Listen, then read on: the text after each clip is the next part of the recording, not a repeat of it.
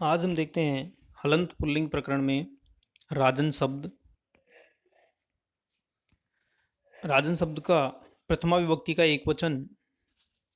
चूंकि हम राजन शब्द देखें तो उससे पूर्व राजन शब्द के जो सभी विभक्तियों में रूप हैं वो आवश्यक रूप से देख लें, ताकि जो भी इसके रूप बनने वाले हैं आगे जो भी रूप सिद्धियां सिद्ध होंगी उनमें आवश्यक रूप से जो भी जानकारी देनी है वो सिद्ध हो जाए।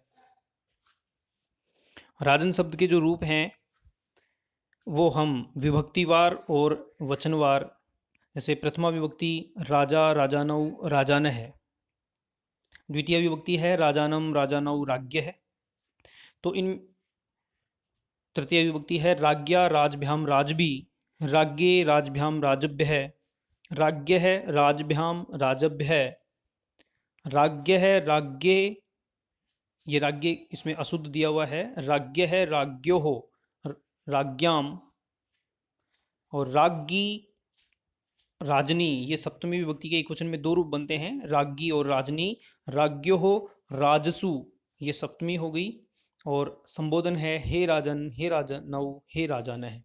तो यहाँ ये रूप शब्द हमने पहले इसलिए देखे हैं, इसमें कुछ जो शब्द हैं उनमें से अगर किसी एक की भी रूप सिद्धि सिद्ध करनी आ गई, जैसे राज्ञ है द्वितीय विभक्ति का बहुवचन, अगर राज्ञ की रूप सिद्धि हमने याद कर ली तो जो तृतीया से लेकर सप्तमी विभक्ति तक के जो रूप हैं ज्ञ वाले, वे लगभग लगभग सभी आपको समझ में आ जाएंगे।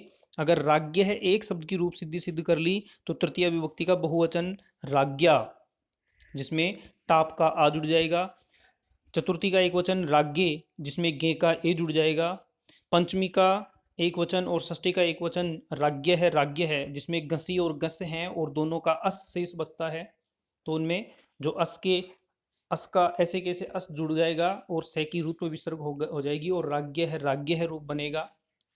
इसी प्रकार राज्ञी, इसमें गी का ई जुड़ जाएगा, और राज्ञो हो जो सप्तमी और षष्ठी का बहुवचन है, राज्ञो हो इनमें भी जो ओस है वो जुड़ जाएगा, और जो सप्तमी का षष्ठी का बहुवचन है राज्ञाम, उसमें आम जुड़ जाएगा। तो ये जो इतने रूप हैं, यानी राज्ञ है राज्ञा राज्ञे, राज्ञ है राज्ञी, राज्ञो हो और राज्ञाम, ये सभी रूप अगर एक सिद्धि हमारी द्वितीय का जो बहुवचन वाली है वो क्लियर हो जाती है तो केवल आपको जो सुप प्रत्यय हैं वो उनमें जोड़ते जाने हैं, और ये चतुर्थी पंचमी षष्ठी सप्तमी का एक वचन और इनके षष्ठी सप्तमी के द्विवचन और षष्ठी का बहुवचन, ये सभी रूप सिद्ध हो जाएंगे। इसी प्रकार अगर राजभ्याम एक रूप सिद्धि सिद्ध करना आ गया कि इसमें कौन कौन से सूत्र प्रयुक्त हो रहे हैं, तो राजभ्याम राजभी और राजभ्य, ये तीनों सिद्धियां हमारी क्लियर हो जाएंगी।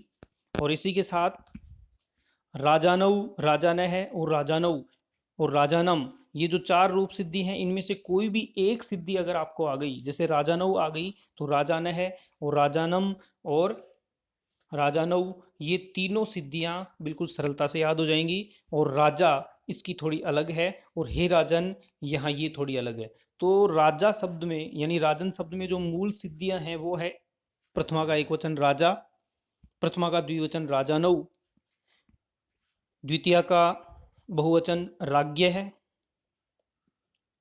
षष्ठी का एक वचन सप्तमी का एक वचन राज्ञी और राजनी, और सप्तमी का बहुवचन राजसु और संबोधन का एक वचन राजन। इस प्रकार कुल मिला के 1 2 3 4 5 और 6 सिद्धियां रूप सिद्धियां आपको याद करनी हैं, और 6 रूप सिद्धियां याद करने पे पूरा राजन शब्द हमें याद हो जाता है। तो अब हम देखते हैं इसके प्रथमा विभक्ति का एक वचन राजा की रूप सिद्धि, और राजा की रूप सिद्धि में वही पूर्ववत जो अभी तक हमने किया है, तो राजन शब्द है, और कृतद्धित समासाश्च इस सूत्र से राजन शब्द की प्रातिपदिक संज्ञा होगी, स्वोत समोट से प्रथमा विभक्ति के एक वचन में सु प्रत्यय होगा, और राजन प्लस सु यह स्थिति बनेगी। इस स्थिति में सुड नपुंसकस्य इस सूत्र से सर्वनाम स्थान संज्ञा हुई, कि यहाँ सर्वनाम लिखा हुआ है, बल्कि सर्वनाम स्थान संज्ञा हुई। और सर्वनाम स्थाने चा संबुद्धौ, इस सूत्र से उपधा दीर्घ हुई। उपधा दीर्घ का, उपधा कहते हैं अंतिम स्वर, किसी भी शब्द रूप का जो अंतिम स्वर है वो उपधा कहलाता है। तो जैसे राजन में न से जस्ट पहले जो ए है जय में निहित, वह इसकी उपधा है। तो सर्वनाम स्थाने चा संबुद्धौ से उपधा दीर्घ हुई, अर्थात जय के ए को आ हुआ और राजान प्लस सु, यह स्थिति बनी। और इस स्थिति में हलंग्याभ्यो दीर्घात सूत्र से प्रिक्तम हल, इस सूत्र से सु का लोप हुआ तो राजान बना। और न लोप, न लोप है प्रातिपदिकांत से, अर्थात प्रातिपदिक के अंतिम जो न है उसका लोप होता है इस सूत्र के द्वारा। तो राजान के न का लोप हुआ और राजा शब्द सिद्ध हुआ। तो प्रथमा विभक्ति का एक वचन राजा रूप सिद्ध हुआ राजन शब्द का। अब सूत्र है न गी संबुद्ध्यो, न गी संबुद्ध्यो, अर्थात नस्य लोपो न स्यात् ज्ञौ संबुद्धौ च, अर्थात गी और संबोधन के परे रहते। ज्ञौ संबुद्धौ का तात्पर्य है गी अर्थात सप्तमी विभक्ति का एक वचन, और संबुद्धि संबोधन के परे रहते नस्य लोप है न स्यात्, न का लोप नहीं होता है। अर्थात सप्तमी विभक्ति के एक वचन में और संबोधन में जो राजन शब्द का न है उसका लोप नहीं होता है। और इस आधार पे जो संबोधन का एक वचन है हे राजन, यह रूप सिद्ध होता है। तो राजन को कृतद्धित समासास्त्र सूत्र से प्रातिपदिक संज्ञा हुई स्वोत समोट, इस सूत्र से संबोधन की विवक्षा में एक वचन में सुप्रत्यय हुआ और राजन प्लस सु, यह स्थिति बनी। इस स्थिति में हलंग्याभ्यो दीर्घात सूत्र से प्रिक्तम हल से सु का लोप हुआ और राजन बना।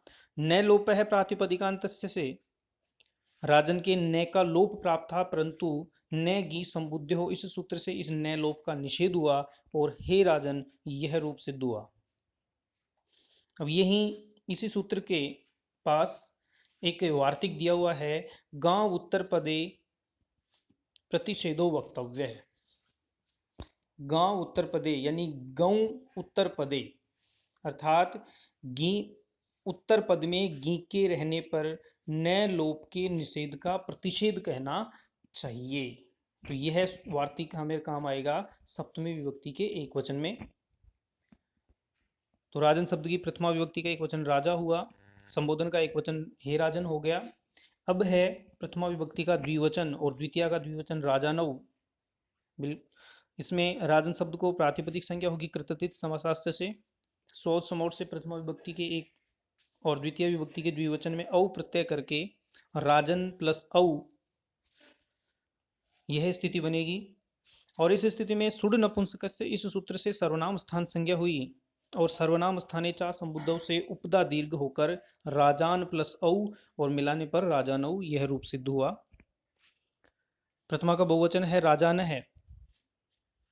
राजन शब्द को कृतधित समासास्त्र से प्रातिपदिक संज्ञा हुई और स्वोत समोट, इस सूत्र से प्रथमा विभक्ति के बहुवचन में जस प्रत्यय करके जस के जय की लसक्व तद्दिते चूटू, इस सूत्र से इत संज्ञा और तस्य लोप से उसका लोप हुआ और राजन प्लस अस, यह स्थिति बनी।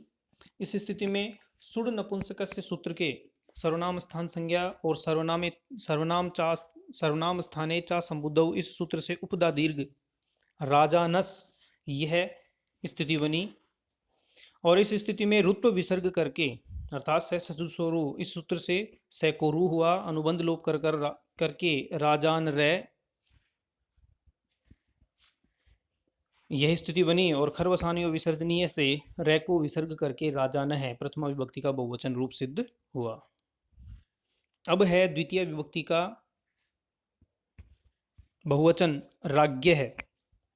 तो राजन शब्द को कृतद्धित समासास्त्र से प्रातिपदिक संज्ञा हुई, स्वोद समोट, इस सूत्र से द्वितीय के बहुवचन में शश प्रत्यय हुआ और लसक्व तद्दिते, इस सूत्र से सस के तालव्य सकार की इत संज्ञा और तस्य लोप से उसका लोप हुआ और राजन प्लस अस, यह स्थिति बनी। यचिभम, इस सूत्र से भय संज्ञा हुई और अल्लोपोअन, इस सूत्र से जय में निहित राजन के जय में निहित एकार का लोप हुआ तो रा जय न और अस यह स्थिति बनी। और इस स्थिति में स्तोश्चुनाश्चु इस सूत्र से जो राजन का न है उसको